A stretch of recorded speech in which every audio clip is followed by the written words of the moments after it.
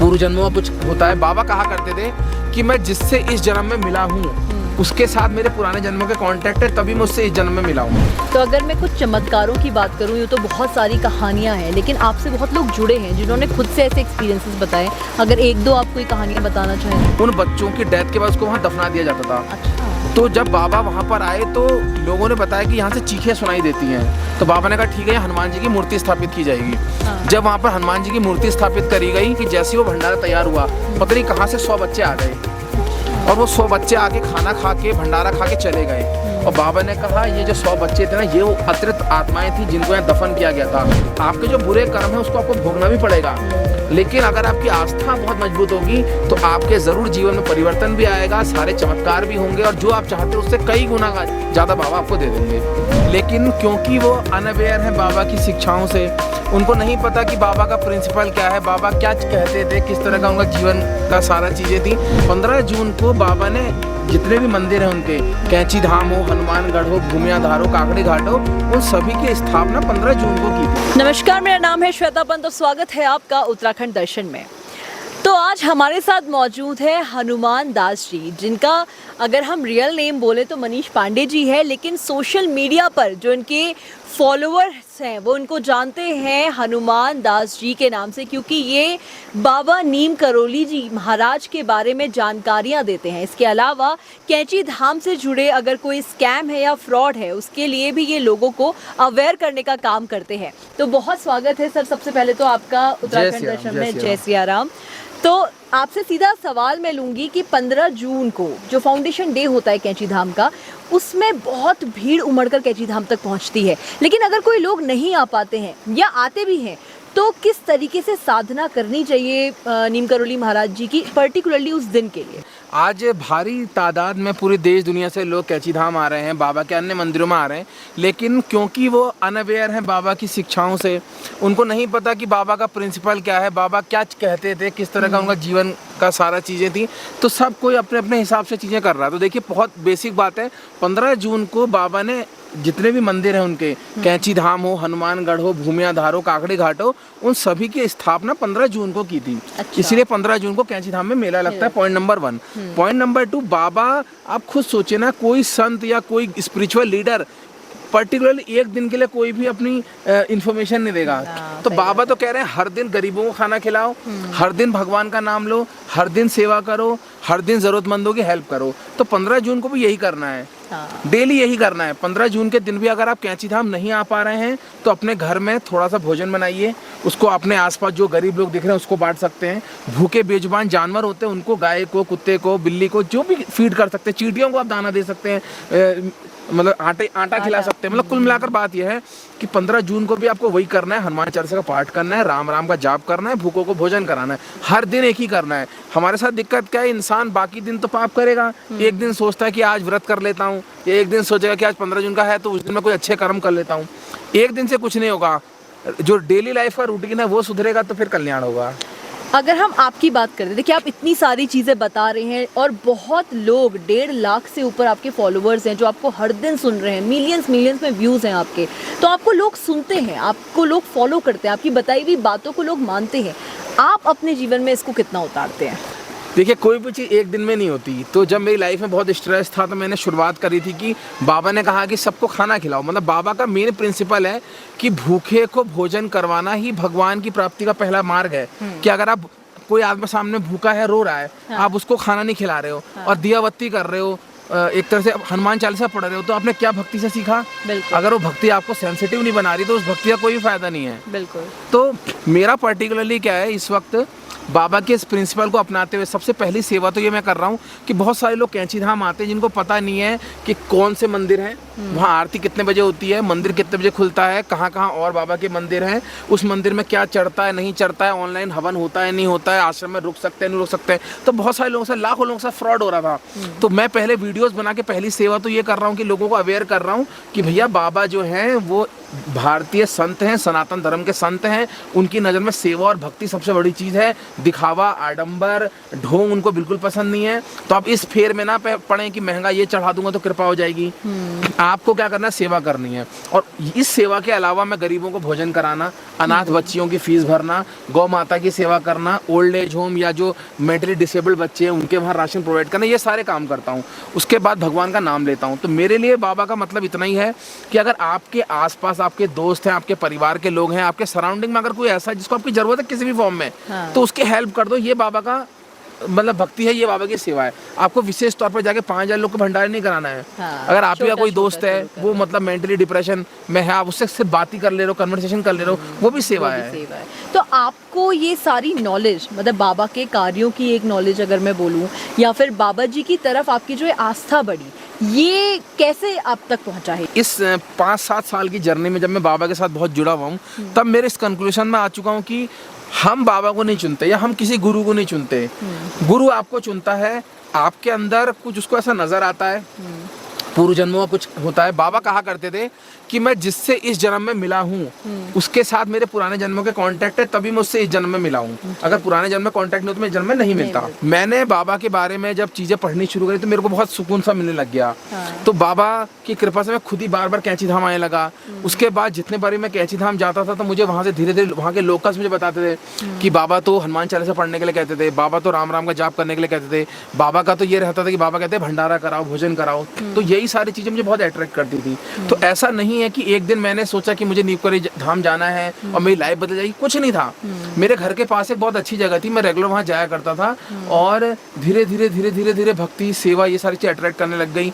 वो तब धीरे धीरे जैसे विराट कोहली आया तो चीज़ फेमस हो गई, लेकिन लोग तो यहाँ 1970s से 60s से जा रहे हैं। तो इस तरह से मेरी लाइफ में बाबा का आना हुआ कि जब मैं थोड़ा परेशान था तो मेरे को लगा कि हाँ, यहाँ जाके सुकून मिल रहा है। और फिर धीरे धीरे खुद ही बाबा मुझे अलग अलग सेवाओं में उतारने लग गए। उन्होंने प्रेरणा दी कि अगर लोकल हूँ और लोग बाहर से आ रहे हैं उनको अवेयर करना चाहिए, तो वो मुझे काम करना चाहिए। तो इस तरह से जर्नी मेरी शुरू हुई।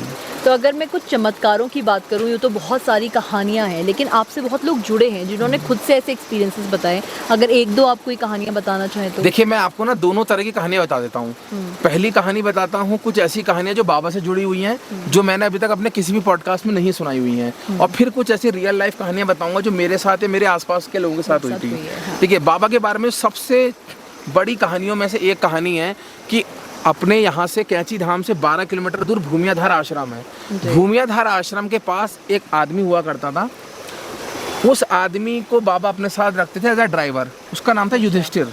अच्छा। हाँ, जहाँ तक कि मैं अगर याद करूँ, नाम शायद युधिष्ठिर ही था। तो उसको अपने साथ रखते थे। तो जब वो व्यक्ति वहाँ उनके साथ बाबा के साथ भूमियाधार में आया तो उसको ना सांप ने काट दिया और वो मर गया। अच्छा। बाबा उस समय साधना कर रहे थे। साधना करते वक्त बाबा ने उनसे कहा कि लोगों ने बताया होगा कि यार युधिष्ठिर को सांप ने काट दिया तो युधिष्ठिर मर गया। उन्होंने कहा खाली कहते हो युधिष्ठिर नहीं मरा, तुम चाय लेके आओ। अच्छा। तो नीमकरी बाबा ने चाय बनवाई, चाय बनवा के उसको पिलाई और वो जिंदा हो गया। तो पहला मिरेकल तो उनका ये कि भूमियाधार आश्रम में एक आदमी जिसको सांप ने काट दिया था उसको नीमकरी बाबा ने चाय पिलाई और जिंदा हो गया। पहला मिरेकल है। दूसरा मिरेकल क्या है कि जो कैंची धाम में शिप्रा नदी बहती है, वहाँ 15 जून का भंडारा हो रहा था, जो अभी जैसे होने वाला है। तो वहाँ पर क्या हुआ कि दोपहर के 1-2 बज रहे थे और घी खत्म हो गया। तो सेवा का है, उन्होंने कहा महाराज शाम तक तो भंडारा होना है, अब घी कहाँ से आएगा? तो उन्होंने कहा काम करो, नीचे माँ बहरी है, नदी बह रही है, उसमें से तुम 2 टिन पानी भर के ले आओ। वो पानी भर के आया और उस टिन में जैसे ही उसको कढ़ाई में डाला था वो घी में बदल गया और उसमें मालपुए बन गए। एक तीसरी घटना भी आपको मैं बताना चाहूँगा। हनुमानगढ़ जो मंदिर है, अब ये बहुत इंपॉर्टेंट बात है, हनुमानगढ़ जो मंदिर है वो जगह कब्रिस्तान हुआ करती थी। जिसको स्मॉल पॉक्स होता था उन बच्चों की डेथ के बाद उसको वहाँ दफना दिया जाता था। अच्छा। तो जब बाबा वहाँ पर आए तो लोगों ने बताया कि यहाँ से चीखें सुनाई देती हैं। तो बाबा ने कहा ठीक है, हनुमान जी की मूर्ति स्थापित की जाएगी। जब वहाँ पर हनुमान जी की मूर्ति स्थापित करी गई और भंडारा बाबा ने कहा करना है, उन्होंने कहा 50 लोग का भंडारा करना है। तो लोगों ने पूछा बाबा ये तो एक जंगल है, यहाँ पर 50 लोग कहाँ से आएंगे? बाबा ने कहा तुम उसकी दिमाग तुम मत लगाओ, तुम भंडारा तैयार करो। आप श्वेता जी यकीन नहीं मानेंगी, जैसे ही वो भंडारा तैयार हुआ पता नहीं कहाँ से 100 बच्चे आ गए। अच्छा। और वो 100 बच्चे आके खाना खा के भंडारा खा के चले गए। और बाबा ने कहा ये जो 100 बच्चे थे ना, ये वो अतिरिक्त आत्माएं थी जिनको यहाँ दफन किया गया था। अब ये कोई आपको आवाज सुनाई नहीं देगी, ना आपको कोई डिस्टर्ब करेगा और यहाँ बिल्कुल सब शांत हो जाएगा। तो ये तो कुछ ऐसे किस्से हैं जो बाबा के जुड़े हुए हैं। अब मैं रियल लाइफ आपको ज़्यादा नहीं 2 किस्से बताऊंगा। हाँ। और बिल्कुल बहुत पर्सनल किस्से मेरे दोस्तों के। जी। पहला किस्सा क्या है कि मेरे एक परिचित हैं, हाँ। उनकी शादी को 1.5 साल हो गया था और लगभग 3 अबॉर्शन हो गए थे, मतलब वो मिसकैरेज हो गए थे, सॉरी। तो उनका बच्चा नहीं हो पा रहा था। तो उन्होंने जब डॉक्टर को दिखाया तो डॉक्टर ने कहा कि 98% चांस है आप कभी जिंदगी माँ नहीं बन पाएंगी, सिर्फ 2% चांस है कि एक टेस्ट अगर आपका पॉजिटिव आ गया तो आप माँ बन सकती हैं। तो वो हस्बैंड वाइफ कैंची धाम गए, बाबा के सामने उन्होंने अर्जी लगाई कि बाबा का हमारा बच्चा हो गया तो हम कैंची धाम में या आपके नाम से कहीं ना कहीं भंडारा करेंगे। आप यकीन नहीं करेंगे, सिर्फ 1 महीने के अंदर वो रिपोर्ट पॉजिटिव आ गई और वो बच्चा पैदा हो चुका है। वो 1 महीने का बच्चा हो चुका है, जिसको डॉक्टर ने कहा था तुम कोई माँ नहीं बन पाओगी। दूसरा एक और व्यक्ति है जिसकी लगभग 1 साल से वो 10-15 रिश्ते देख चुका था, लेकिन उसकी कभी शादी किसी न किसी से कट जाती थी। तो उसकी मुलाकात हुई एक व्यक्ति से जो बाबा के बारे में जानता था, तो वो उस व्यक्ति को भूमियाधार आश्रम ले गया और उसने कहा कि चल भूमियाधार आश्रम चल, बाबा से प्रार्थना कर और एक लड़की से जो तेरी बातचीत चल रही है, अगर बाबा की कृपा रहती इससे तेरी शादी होगी। वो गया भूमियाधार आश्रम, वो वापस आया, उसने लड़की वालों को बता दिया कि मैं इंटरेस्टेड हूँ, लड़की ने भी हाँ बोल दिया, उनकी शादी को भी 1.5 साल हो चुका है। तो ऐसे बहुत सारे लोग हैं जिनकी नौकरी नहीं लग रही थी, जिनके बच्चे नहीं हो रहे थे, जिनकी शादी नहीं हो रही थी। ऐसे में अभी परसों नरसों की बात है, एक औरत ने मुझे बताया कि उसके ससुर जी को हार्ट अटैक आया और डॉक्टर ने कहा था कि स्टंट डालना पड़ेगा और कार्डियक सर्जरी करनी पड़ेगी, लेकिन उसने भगवान से प्रार्थना करी, बाबा से प्रार्थना करी और उनको कार्डियक सर्जरी नहीं करनी पड़ी। पता नहीं क्या हुआ, बिना स्टंट डाले, बिना कार्डियक सर्जरी के वो व्यक्ति ठीक हो गया, हॉस्पिटलाइज होने के बाद घर वापस आ गए। तो इस तरह के ऐसे चमत्कार के किस्से हैं जिससे लोगों की आस्था बढ़ रही है और तभी लोग कैंची धाम भी आ रहे। लाखों लोग पागल थोड़ी हैं। लोग अगर किसी जगह पे जा रहे कुछ ना कुछ उनके साथ हो रहा है, लेकिन उसके लिए आपका एक तो धैर्य जरूरी है। ऐसा नहीं है कि एटीएम मशीन में एटीएम डालो पैसा तुरंत आ गया, आपको थोड़ा पेशेंस रखना पड़ेगा। दूसरा, आपके जो बुरे कर्म है उसको आपको भोगना भी पड़ेगा, लेकिन अगर आपकी आस्था बहुत मजबूत होगी तो आपके जरूर जीवन में परिवर्तन भी आएगा, सारे चमत्कार भी होंगे और जो आप चाहते हैं उससे कई गुना ज्यादा बाबा आपको दे देंगे।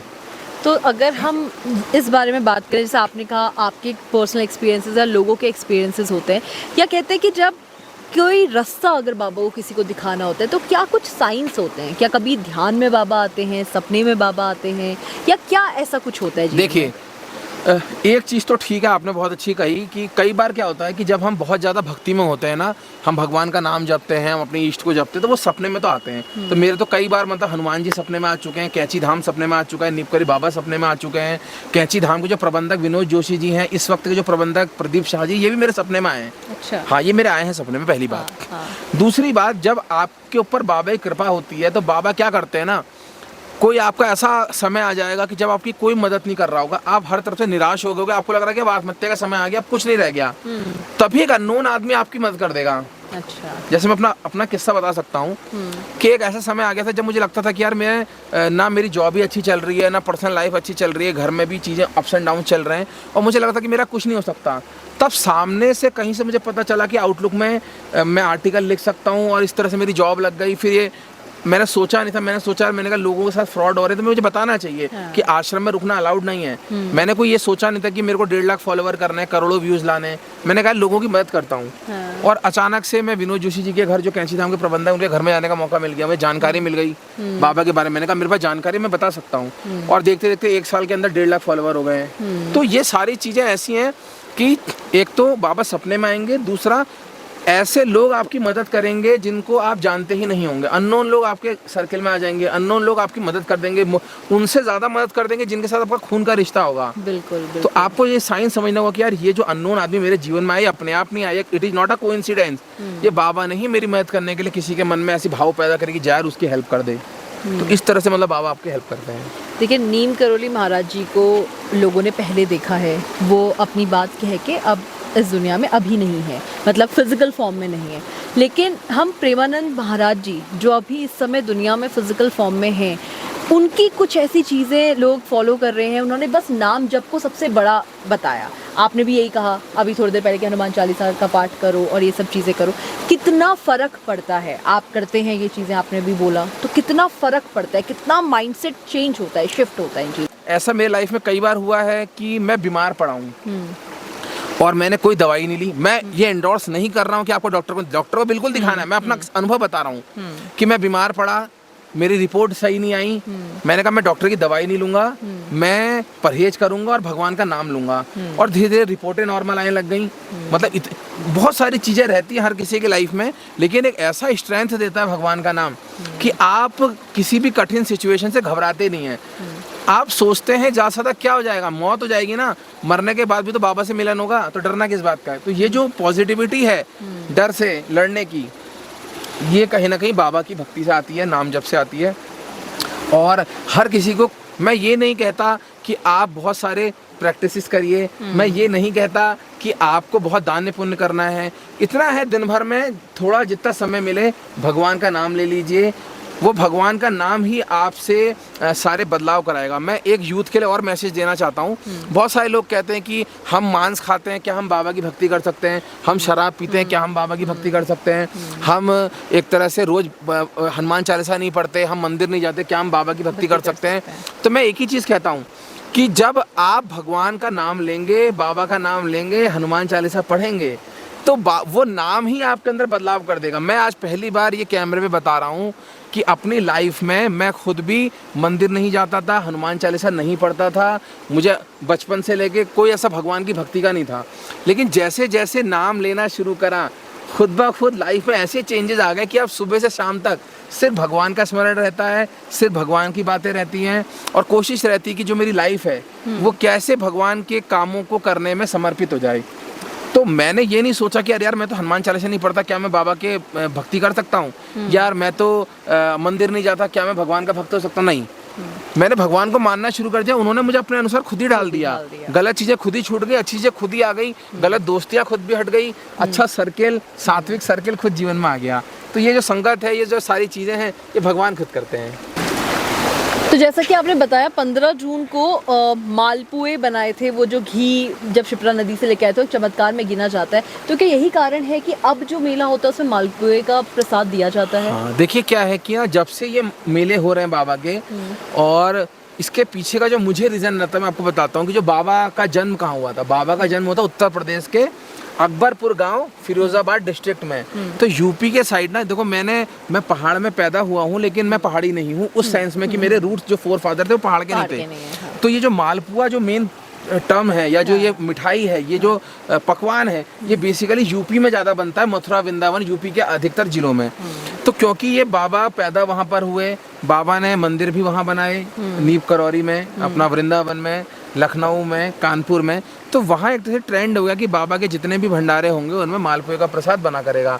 तो जब बाबा 50s में, बाबा 50 साल की उम्र होने के बाद यहाँ आए हुए हैं, 50 साल उनका यूपी में या बाकी देश के गुजरात वगैरह में बीता है। तो जब वो यहाँ आए तो उन्होंने कहा ठीक ही है, जब मालपुआ बनता है तो वही बनाते हैं। तो मतलब कैंची धाम तो बाद में स्थापित हुआ है, लेकिन बाबा का प्रसाद मालपुआ होगा, ये पहले से मंदिरों में चलता आ रहा है और आज तक चलता आ रहा है। तो जैसे कि बहुत सारी चीज़ों पे आप अवेयर भी कर रहे हैं, स्कैम, फ्रॉड और ये सारी चीज़ें, आपको क्या लगता है कि दुनिया किस ओर जा रही है? कि भक्ति के नाम पे जो ये स्कैम फ्रॉड बढ़ रहा है, उसके बारे में क्या कहेंगे? और मैं एक और चीज़ इस पे मेंशन करूँगी कि बहुत लोग आपसे भी यही कह रहे हैं कि ये सारा धंधा चल रहा है। क्या जवाब देंगे इस चीज़ का? देखिए, मैं ना इन सब चीज़ों के बारे में सिर्फ एक चीज़ कई बार कहता हूँ लोगों को कि देखिए, जब अंधेरा है तभी रोशनी का महत्व है, ठीक है?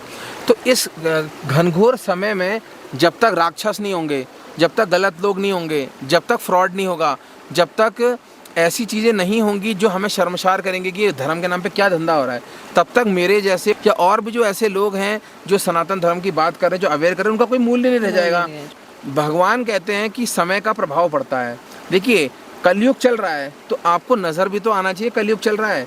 अगर सब भगवान का नाम ही लेने लगेंगे, सब ईमानदारी हो जाएंगे, सब दान पुण्य करेंगे, सब भंडारा करेंगे, तो ये प्रमाण कैसे मिलेगा कलयुग चल रहा है? तो कलयुग का प्रमाण ही यह है कि यहाँ आदमी अपने लोभ लालच के लिए भगवान के मंदिर जाएगा, उनकी जो चीज़ें होंगी उसको डिस्टॉर्ट करेगा कि मतलब बाबा तो बिना कंबल के प्रसन्न ही नहीं हो सकते, बाबा को तो 1000 रुपये किलो वाली मिठाई चढ़ाओगे तभी प्रसन्न होंगे, या बाबा के वहाँ से मिट्टी और जल लेके घर जाओगे तो लाइफ बदल जाएगी। तो ये सारी चीज़ें हैं, ये इसलिए भी हैं क्योंकि समय इस तरह का चल रहा है, लोगों के मन के भाव ऐसे हो गए। रही बात मेरी, तो देखिए, इस दुनिया में मैंने जितना समय बिताया है, मैंने ये मान लिया कि लोग तो जिंदगी भर जिनके माँ बाप उनके लिए करते करते मर जाते हैं, उनसे ही पूछते हैं कि तुमने हमारे लिए किया क्या। तो जो लोग अपने माँ बाप के नहीं हुए, जो लोग भगवान कृष्ण के नहीं हुए, जो लोग भगवान राम पे आरोप लगाते रहे, जो हर किसी को कटघरे में खड़ा करते हैं, उनका आदत होता है टिप्पणी करना, उस पर नहीं ध्यान देना। और ये तो कई महापुरुष कह चुके हैं कि अगर आपके ऊपर सवाल नहीं उठाए जा रहे ना, तो यानी आप कुछ ढंग का काम नहीं कर रहे हैं। तो यानी मैं ये मान के जितना लोग मेरे को अगर ट्रोल करेंगे, मैं तो चाहता हूँ कि मेरे को आज तक किसी ने ट्रोल नहीं किया, बहुत ट्रोल करना शुरू करो, ताकि मेरे और व्यूज़ आएंगे, मेरी जो मैसेज है और लोगों तक पहुँचेगी और मुझे लगेगा कि हाँ मैं सही जगह हिट कर रहा हूँ। अगर मेरी बात हिट नहीं कर रही है तो फिर फ़ायदा नहीं है। जब मिर्ची लगेगी तभी इंसान मतलब कुछ भी कंप्लेंट करता है या जो भी अनाप शनाप बयान देता है। तो जो भी बयान दे रहे हैं वो ऐसे देते रहे, इससे मेरी ही पॉपुलैरिटी बढ़ रही है और मेरा मैसेज और लोगों तक पहुंचेगा। वो लोग भी जानेंगे कि यार कोई हनुमान दास है, चलो हम सर्च तो करें, फिर उसके बाद खुद समझ जाएंगे कौन असली है, कौन फ्रॉड है, कौन बाबा की सेवा कर रहा है और कौन बाबा के नाम पे धंधा कर रहा है। हनुमान दास नाम क्यों, ये क्यों सोचा आपने? देखिए, हनुमान दास नाम की कहानी बहुत सिंपल है कि जो बाबा के सबसे प्रसिद्ध भक्तों में से एक हुए, जो मतलब विदेशी लोग थे, वो एक थे रिचर्ड एल्पर्ट, जिनको बाबा ने नाम दिया रामदास, और एक ऐसे ही एक सिंगर हुए अमेरिका के, उनको बाबा ने नाम दिया कृष्णा दास।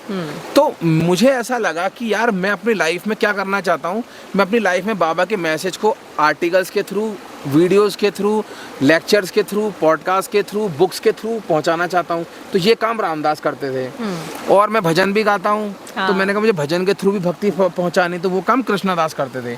तो मैंने कहा हनुमान दास, रामदास और कृष्णदास का मिक्सचर बनेगा कि वो किताब पॉडकास्ट के थ्रू बाबा का प्रचार करेगा, प्लस भजन के थ्रू भी करेगा। फिर ऐसा रहा कि मेरा जन्मदिन जो है वो मंगलवार को हुआ था। और बाबा को हनुमान जी का अवतार कहते हैं, तो हमने कहा हनुमान दास नाम बेटर है मंगलवार के हिसाब से भी और उसके हिसाब से। तो फिर वो अचानक एक दिन दिमाग में आया, नाम रख दिया हनुमान दास।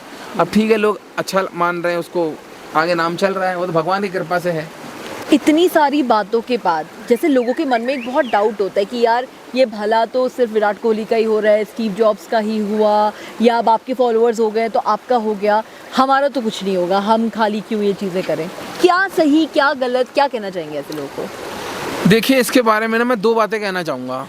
पहली बात कि भगवान ने हर चीज़ का एक समय रखा हुआ है, तो जिस वक्त जिसका भला होना है तभी होना है। तो देखिए, आपको धैर्य तो रखना पड़ेगा।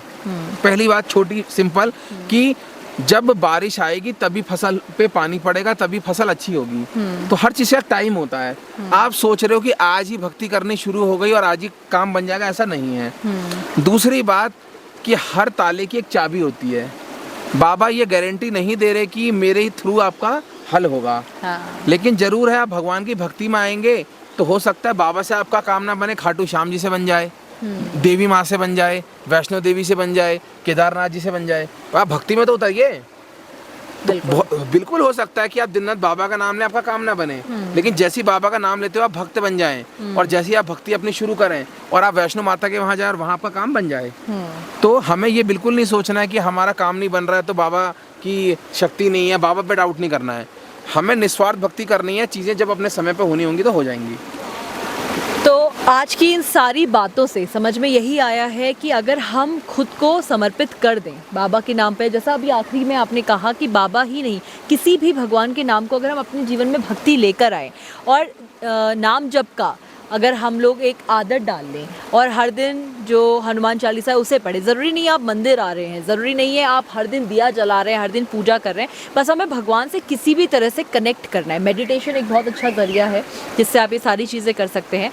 तो ये पूरे कन्वर्सेशन में हम आपको सिर्फ ये बताना चाहते हैं हनुमान दास जी के थ्रू कि आप किस तरीके से बाबा तक पहुँच सकते हैं, कैची धाम तक पहुँच सकते हैं, या किस तरीके से आप भक्ति मार्ग पर आ सकते हैं। तो आपका बहुत बहुत धन्यवाद अपना समय देने के लिए। आपने हमारे सारे सवालों का जवाब दिया, बहुत अच्छा लगा आपसे बात करके, और हम उम्मीद करते हैं कि हमारे जितने व्यूवर्स आज हमसे जुड़े हैं उन्हें भी हमारी ये बातचीत और ये पॉडकास्ट अच्छा लगा हो। आपका अगर नीम करौली महाराज जी से रिलेटेड कोई भी अपना एक्सपीरियंस है तो आप हमें कमेंट बॉक्स पे ज़रूर बताएं और बने रहें उत्तराखंड दर्शन के साथ। जय श्री राम। जय श्री राम।